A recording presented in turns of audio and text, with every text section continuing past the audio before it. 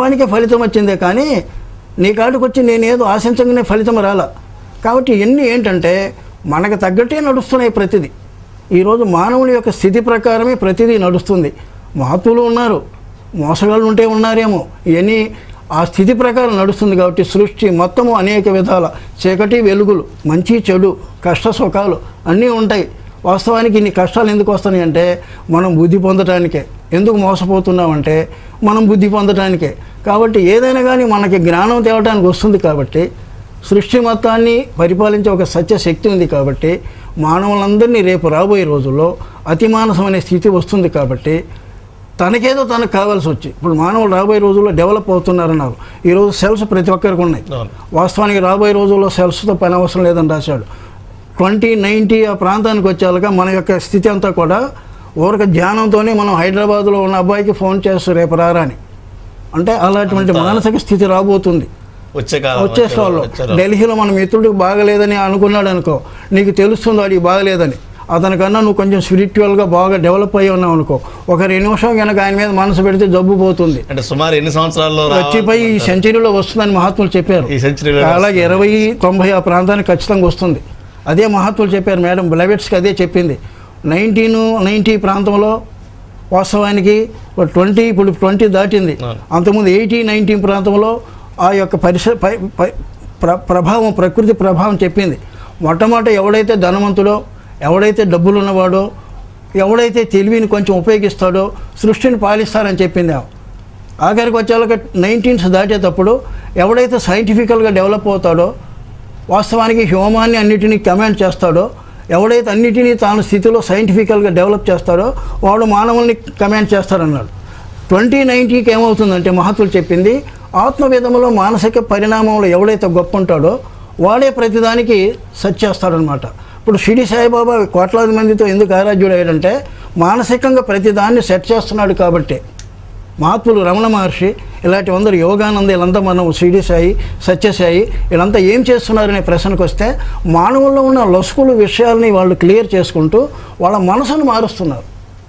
మనసు మారకుండా మనకి ఎన్ని ఇచ్చినా, మన అబ్బాయి ఉన్నాడు, మన అబ్బాయికి డబ్బులు ఇస్తున్నా వాడికి కావాల్సినన్ని, వాడు మంచిగా మానసికంగా లేడు, ఆ విధంగా నేర్పుతున్నారు ఇప్పుడు మనకు కావాల్సిన స్థితి. అది న్యాయం కాదని మనకు తెలుసు.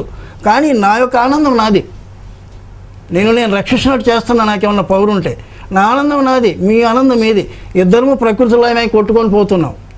విషయం అదన్నమాట. కాబట్టి ఇక్కడ ఏ తప్పు లేదు. ఏ తప్పు వచ్చినా కానీ మన అజ్ఞానమే తప్పు. ఓకే, తర్వాత భాస్కర్ రెడ్డి గారు చర్చలోకి కొన్ని విషయాలు ఆధ్యాత్మికంగా అడగాలని కోరుతున్నాను. స్వామి గారు, ఇప్పుడు మళ్ళీ ఇప్పుడు మీరు చెప్పారు 2090 నాటికి కేవలం మనుషులు ఆత్మజ్ఞానం ఎదిగి ధ్యాన పద్ధతిలోనే ఎక్కడెక్కడ ఉన్నాయి అన్నీ తెలుసుకోగలుగుతారు అనేటువంటి పదం అన్నారు. ఇప్పుడు పండిత్ శ్రీరామ ఆచార్య ఎవరైతే గాయత్రి పరివార అధినేత ఉన్నారో ఆయన ఏమంటారంటే ఈ భూమిని స్వర్గంగా మారుస్తాము, భూమిని స్వర్గంగా మార్చాలి అనేటువంటి కోరికతో నేను వర్క్ చేస్తున్నాను అంటున్నారు. అట్లానే మరి మన అరవిందుడు అతి మానస స్థాయికి మానవుని తీసుకెళ్ళటం అనేటువంటిది లక్ష్యంగా పెట్టుకొని నేను వర్క్ చేస్తున్నానని ఆయన అన్నారు. అట్లానే సత్యసాయి కానీ ఇంకోళ్ళు కానీ వీళ్ళంతా కూడా ఈ విశ్వశాంతి అనేది ఈ భూమి మీద పరిపూర్ణమైనటువంటి శాంతి రాబోతుంది, త్వరలో వస్తుంది అని చెప్పినటువంటి పదం వాడుతూ ఉన్నారు అందరూ కూడా. చాలా మంది గురువులు ఆ పదాలు పదే పదే వినిపిస్తూ ఉన్నాయి. అది ఎంతలో వచ్చే అవకాశం ఉంది? అలాంటి పరిస్థితి అసలు ఉందా? మళ్ళీ కొన్ని పదాలు ఈ మధ్య వినిపిస్తున్నాయి అంటే 2012కి ఈ లోకం అంతం అవుతుందని ఇట్లా డిఫరెంట్గా వినిపిస్తూ ఉన్నాయి. ఇవన్నీ వింటూ ఉన్నప్పుడు కొంచెం సామాన్యమైనటువంటి ప్రజలందరూ కూడా ఒక విధమైనటువంటి ఇబ్బందికరమైనటువంటి పరిస్థితిని, అంటే ఒక విధమైనటువంటి అనుమానాస్పద పరిస్థితి ఇబ్బంది పడుతూ ఏంటిది అనేటువంటి చిక్కు ప్రశ్నలాగా వాళ్ళు ఇబ్బంది ఫీల్ అవుతూ ఉన్నారు. ఈ విశ్వశాంతి అనేది వచ్చే అవకాశం ఉందా? వస్తే ఎంతకాలంలో రావచ్చు అనేటువంటిది మీరు చెప్పగలుగుతున్నారు? మహత్తులు చెప్పిన ప్రకారము మనం ఏదైనా కానీ మన యొక్క విశ్వాసంతోటో లేకపోతే మన యొక్క అనుభవంతో చెప్పుకుంటూ ఉంటాం ఎవరైనా. అంటే మహాత్ములు చెప్పిన దాన్ని విశ్వసిస్తున్నాం, లేకపోతే ప్రత్యక్షంగా మన యొక్క మనసుకో లేకపోతే అనుభవానికో ఉన్నదాన్ని చెప్పుకోవటంలో మనకు హక్కు ఉన్నది. కాబట్టి మహాత్ములంతా ప్రత్యేకించి అతిమానసాన్ని పోయినటువంటి స్థితి తీసుకుందాం.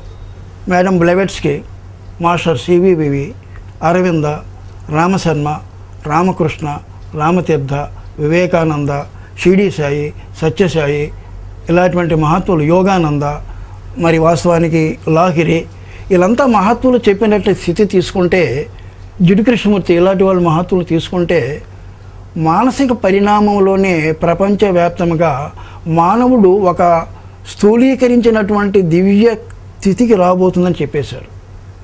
ఈ లోపల రామశర్మాజీ చెప్పిన ఎవరు చెప్పినా ఇతర వాళ్ళు చెప్పినంతగా డివాస్టేషన్ ప్రపంచానికి అనుకున్నంత ఉండదన్నారు వాళ్ళు. ఎందుకన్నారంటే మేము కాసుకొని ఉన్నాం, మేము దివ్యీకృతమైనటువంటి ఒక పంచభౌతికమైన స్థితిలో పంచ శరీరాల్లో ఉండి ప్రతి మానవుణ్ణి, ప్రత్యేకించి బాధ్యులైనటువంటి సైంటిస్టులని, ప్రత్యేకించి అధినేతలు, దేశాధినేతలని మేము ఒక బొమ్మలా గాడించే స్థాయిలో ఈరోజు ఉన్నాం వాళ్ళు అంటున్నారనమాట. కాబట్టి డివాస్టేషను ప్రకృతిపరమైనటువంటి కలామిటీస్ వలన కానీ, లేకపోతే మానవ ప్రేరితమైనటువంటి బాంబింగ్ ఇలాంటి వలన కానీ అది 100కి వాళ్ళు జరగదనే చెప్పారు. పోతే ఇప్పుడు 2012 ఇలాంటివన్నీ కూడా వాళ్ళ యొక్క విజన్లో కొద్ది ఏమో కానీ అసలు లేదు. మహాత్ముల విజన్లో ఇవన్నీ లేవు. వాస్తవాన్ని తీసుకుంటే వాళ్ళు ఏం చెబుతున్నారంటే ప్రతి మానసిక స్థితి మారి ఇప్పుడున్నటువంటి దౌర్బల్యము, అజ్ఞానం మారి అట్లీస్ట్ మన ప్రకృతిలో ప్రతి ఊరిలో కానీ ప్రతి సమాజంలో కానీ 10% 20% సత్యబద్ధమైన ఆత్మలు కనుక తయారైతే వాస్తవానికి వాటి యొక్క పవర్కి తతిమైన డౌన్ అవుతాయని చెప్పేశారు.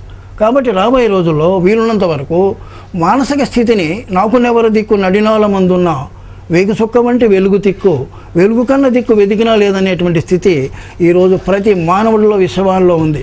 వాడికి రైజ్ అయ్యింది, ఆత్మ సమీక్ష పెరిగింది, వాడికి కావాల్సిన అవసరాలు పెరిగినాయి. ఇప్పుడు వాస్తవానికి ఇతర దేశాల్లో కూడా మన యోగిక్ మెంటాలిటీలో ఉన్నటువంటి వాస్తవానికి దానిలో ఉన్న ఘనత ఏమిటో, దాని అవసరం ఏమిటో, వాస్తవానికి ఇది ఎవరిది కాదు, మానవుడిదే, ఎవరి ఒక మతాంది కాదు ఈ యొక్క సైన్స్ సత్యం. వాస్తవానికి మానవుడి హృదయంలో ఏదైతే సత్యము నిజమని తెలుస్తుందో మానవుడికి హక్కు ఉన్నది. కాబట్టి రాబోయే రోజుల్లో మనం చెప్పుకొని మతాలని, ఒక ప్రక్రియలని, లేకపోతే ఏయన్నా కానీ ఫోర్టెల్స్ అంటే రాబోయే భవిష్యత్తులని ఇవన్నీ అవతల పెట్టేసి మహత్తులు ఆశించిన ప్రకారముగా ప్రతి మానవుడు కూడా అదే చెబుతున్నారు. వాస్తవానికి బ్రహ్మంగారు ఇలాంటి వాటి చెప్పిన వాళ్ళు కానీ, లేకపోతే వాస్తవం నోస్ట్రడామస్ ఇలాంటి మహాత్ములు, ఇలాంటి మహత్తులు చాలామంది చెప్పారు. భౌతికపరమైనటువంటి వాటిలో కూడా చెప్పారు. ఇవన్నీ తీసుకుంటే విశ్వశాంతి అనేటువంటి ప్రశ్నకి వాళ్ళు ఈ విధంగా డివైన్ పవర్ ఉన్న వాళ్ళు చెప్పిన విధానమే కాకుండా కొద్దిగా స్పిరిచువల్ పవర్ ఉన్న వాళ్ళు చెప్పినంత కూడా మానవుడు దివ్యీకరిస్తారు అనేటువంటి మాట మాత్రం కరెక్ట్గా చెప్పేశారు.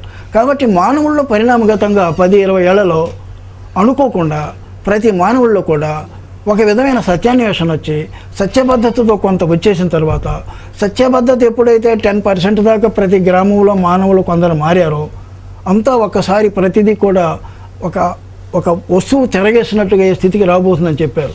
కాబట్టి ఇప్పుడు ప్రతి ఒక్క దేశం ఎక్కడైనా తీసుకోండి, అమెరికా తీసుకోండి, ఏదైనా తీసుకోండి, వాళ్ళు ఆచరించేటువంటి వెనక ఆచరించేటువంటి మతాలనండి, ఒక విధమైన పద్ధతులనండి, సంస్కృతి అనండి, రాజ్యాంగ విధాలనండి అన్నీ కూడా వాళ్ళు తీసుకుంటే ఇప్పుడు మానవత ముఖ్యమన్నారు, వాస్తవమైనటువంటి ప్రేమతత్వం ముఖ్యమన్నారు, సత్యమే ముఖ్యం అనే స్థితికి వచ్చేసారు. ఇప్పుడు ఆఖరికి వస్తే అమెరికన్ కాన్స్టిట్యూషన్ తీసుకున్నా, బ్రిటిష్ కాన్స్టిట్యూషన్ తీసుకున్నా, ఏదన్నా జపాన్ కాన్స్టిట్యూషన్ తీసుకున్నా వాళ్ళు ఆఖరికి కాన్సెప్ట్ ఎక్కడికి వచ్చారంటే సత్యమనే స్థాయికి వచ్చారు. ఆఖరికి చైనీస్ వాడు ఇప్పుడు తీసుకుంటే ప్రతి మానవుడు సత్యాన్వేషణలో ప్రత్యేకించి మాకు నిజమైన ఆనందం ఎక్కడున్నదని అన్నిటినీ మానవత తప్పితే దేన్ని కూడా మర్చిపోయే స్థాయికి వచ్చేసారు. కాబట్టి స్థితికి వస్తే ఎంతో లేదు మహాత్ములు చెప్పింది. వాస్తవానికి 2000 నుంచే బయలుదేరింది అన్నది వాళ్ళు చెప్పిన వాటిలో 100% సత్యం. రామశర్మ చెప్పినట్లు 85-95 నుంచే మన ప్రపంచంలో సత్యం నడుస్తూ ఉంది. వాస్తవానికి క్రీస్తు చెప్పిన ప్రకారం అయితే 2000 నుంచే నడుస్తుంది పరలోకం. నిజం అన్నమాట ఇది. అంటే అర్థం ఏంటంటే కొట్ట వచ్చినట్టు ఈరోజు ఏ విధంగా దుర్మార్గం కానొస్తుందో, కొట్ట వచ్చినట్టుగా సత్యబద్ధమైన విషయం రాబోయే రోజుల్లో ఇంకా సెంచరీ లోపల మనం అందుతున్నాం. కానీ ఈ లోపల స్టెప్ బై స్టెప్ మనం ఇప్పుడు చూస్తున్నటువంటి ఈ యొక్క అవకతవకలు, ఆ విధంగా అన్యాయము, రాజకీయ దోపిడీ, వాస్తవానికి మానసిక దోపిడీ, ఇవన్నీ కూడా వచ్చిపోయి 10-20 ఏళ్లలో వాళ్ళ లెక్క ప్రకారం 2016 2020 లేకపోతే 2025 ఈ ప్రాంతంలో వచ్చిపోయి మనం క్లియర్గా చూస్తామని మహాత్ములు చెప్పిన వాక్యాలు ఉన్నాయి. కాబట్టి విశ్వశాంతి అనేది 100% అది ఎవరి చేతుల్లో లేదు, సత్యబద్ధమైనటువంటి వ్యక్తుల చేతుల్లో ఉన్నది. వాళ్ళు ఇప్పుడు మన ఇండియాలో చాలామంది రెడీ ఉన్నారు. ప్రపంచం మొత్తం ఆ సేన నడుస్తూ ఉంది. వాళ్ళ పరిణామం ఎప్పుడైతే వస్తుందో వీళ్ళంతా అసహాయులు, నిస్సహాయులు. ఆటం బాంబ్స్ ఏం పనిచేయవు. అదే చెబుతాడు మన వివేకానంద ఒకప్పుడు, అమెరికాలో మీరంతా బాంబ్స్ చేసుకొని ప్రకృతిని జయించాలనుకుంటున్నారు, అసత్యమైనటువంటి విధానం ఏది జయింపబడదు, వాస్తవానికి ఆయుధాలు ఏమి చేయలేవు, మేము మా ఇండియాలో సత్యం ఉన్నంత వరకు ఏ ప్రపంచము జయించలేదు, జయించినది అది పాలించలేదు, మా ఇండియాలో సత్యం ఇప్పటికీ నడుపుకుంటున్నాం కాబట్టి రాబోయే రోజుల్లో మాకేదన్నా సత్యం పోయే స్థితి ఉంటే మాకు 2 యోగులు బయటకు వస్తే చాలన్నారు. వాస్తవాన్ని తీసుకుంటే ఈరోజు మహాత్ములు మన ఇండియాలో ఉన్నటువంటి సిద్ధపురుషుల్లో ఎవరైనా, లేక ప్రపంచాన్ని శాంతిబద్ధంగా విశ్వశాంతి కోరేటువంటి అనేక సూక్ష్మాత్వల్లో ఒకరిద్దరైనా బయటకు వచ్చారంటే ఆటం బాంబ్స్ పనిచేయవు. వాస్తవానికి అమెరికాలో ఉన్నటువంటి పెంటాగను నిర్వీర్యమైపోతుందని చెబుతుంది మహాత్ములు. ఇంకా చెప్పారనమాట, ఆ రేడార్ సిస్టంలో, కంప్యూటర్ సిస్టంలో భస్మాసురాస్త్రం నడుస్తుందని చెప్పారు. అర్థం చేసుకోండి, మనం మోటార్స్కి రష్యా కొడదామంటే కంప్యూటర్లో ఫ్రాన్స్ అని కొట్టుద్దట. మానవ సహితం కాదు అక్కడ తెలుస్తుంది, అంత కంప్యూటరే పోయి ఫ్రాన్స్లో పడుతుంది అన్నాడు బాంబు. అర్థం కాలా అంటే అర్థం ఏంటంటే మానవ నిర్మితంలో ఏదీ లేదు, సత్యం ఒకటి రాబోతుంది. మానవుడికి సుఖం అనేది జ్ఞానేంద్రియాల్లో ఉన్నది కాదంటలా, సత్కళాత్మకమైన దృష్టిలో, ధర్మబద్ధమైన దృష్టిలో పురుషార్థం అంటే ఏంటి? ధర్మము, కామము, అర్థము, కామము, మోక్షము. ముందు ధర్మాన్ని నిర్మించుకొని, తర్వాత తెలివిని, డబ్బులు నిర్మించుకొని, కామాన్ని సుఖించుకొని, మోక్షం అనేటువంటి యోగ స్థితితో జ్ఞానాన్ని పొందటం అనేది ప్రథమనే సిద్ధాంతాన్ని ప్రతి మానవుడు వస్తున్నాడు ఇప్పుడు. అది ముఖ్యము. ఆఖరికి ప్రపంచంలో ఏ దేశంలో తీసుకున్నా కానీ, ఏ మానవుడు తీసుకొని, ప్రత్యేకించి ఇప్పుడు ఫారిన్స్, యూరోపియన్స్ ఆర్ అమెరికన్స్ ఇండియన్ యొక్క స్థితిలో ఉన్నటువంటి సత్యాన్ని కట్టు బొట్టు సంస్కృతిలో చాలా అట్రాక్టివ్ అవుతున్నారు. వై బికాజ్ అంటే గొప్ప అని కాదు ఇక్కడ అర్థము, అన్వేషి, వాడికి సుఖం కావాలి, సత్యం కావాలి. కాబట్టి ఎవడైతే ముఖ్యమైనటువంటి స్థితిని నిజంగా ఆచరించే స్థితికి వస్తాడో దానికోసమే ప్రతి ఒక్క ప్రవక్త, సద్గురువు ఈరోజు ప్రయత్నం చేస్తున్నారు. అందులో ఎలాగో కల్తీలు కళలు ఉంటాయి, అది ఎక్కడ చెప్పేది కాదు. కానీ ప్రయత్నం సత్యము, పరిణామం సత్యము, విశ్వశాంతి సత్యము అనేది మనం గుర్తించాలి. సంతోషం అండి అది. అయితే మనకి కృష్ణుడు అంటే ఒక 5000 సంవత్సరాల పూర్వం జగద్గురువుగా ఉన్నటువంటి కృష్ణుడు భారతదేశాన్ని మరి ప్రపంచానికే జగద్గురు పీఠం మీద కూర్చోబెట్టాడు. తర్వాత పరిణామ క్రమంలో భారతదేశం మరి ఆ జగద్గురు పీఠం నుంచి అంటే స్పిరిచువల్ యాంగిల్లో ఆధ్యాత్మిక జగత్తులో ఉందే కానీ భౌతిక జగత్తులో మాత్రం జగద్గురు పీఠంలో ఉన్నటువంటి అంటే ప్రపంచాన్ని శాసించేటువంటి స్థితిలో లేదు అనేటువంటిది మనకి అనిపిస్తూ ఉంది. మరి ఇప్పుడు మళ్ళీ పెద్దలు చెప్తూ ఉన్నారు, భారతదేశం జగద్గురు పీఠాన్ని అధిష్ఠించి తీరుతుంది అని చెప్పని స్పష్టంగా చెప్తూ ఉన్నారు. మరి ఈ విశ్వశాంతి అనేటువంటిది ఈ ప్రపంచంలో నెలకొంటుంది అని చెప్పని మీరు ఎంతో స్పష్టంగా చెప్తున్నారు కదా.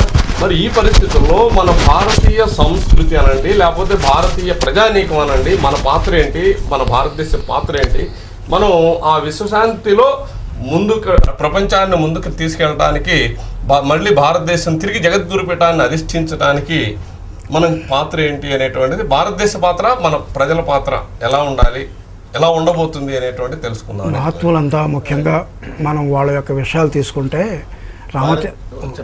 భారతదేశ చరిత్ర చెప్పారు భాస్కర్ రెడ్డి గారు. ప్రపంచ దేశాలన్నీ కూడా భారతదేశ భక్తికే ఎక్కువ మొక్కు చూపి దానికి గల కారణాలు దాదాపుగా పెద్ద పెద్ద దేశాలు మనతో పాటు సమానంగా ప్రజాస్వామ్య దేశాలన్నీ కూడా మన దేశ భక్తినే ఎక్కువ అంటే భారతీయ ధర్మం ఏదైతే ఉందో భారతీయ ఇప్పుడు అన్ని హిందుత్వం అనేది ఒక మతంగా కాకుండా ఒక సంస్కృతిగా తీసుకుంటే ఈ సంస్కృతి వైపు ఇందా మీ మాటల్లో కూడా వినపడిందండి. ప్రపంచంలో ఉన్న మిగిలిన దేశాల వాళ్ళందరూ కూడా మన కట్టుబొట్టు మన ఆచరణ ఏదైతే ఉందో దాని వైపు అట్రాక్ట్ అవుతున్నారు అని చెప్పని మీరు అన్నారు కదా. ఆ విధంగా అట్రాక్ట్ అవ్వడానికి మన సంస్కృతి వైపు వాళ్ళు అడుగులు వేయడానికి కారణం ఏంటి అనేది అది వెంకటేశ్వర రెడ్డి గారి అది తెలుసుకునే ముందు చిన్న బ్రేక్ తీసుకుందాం.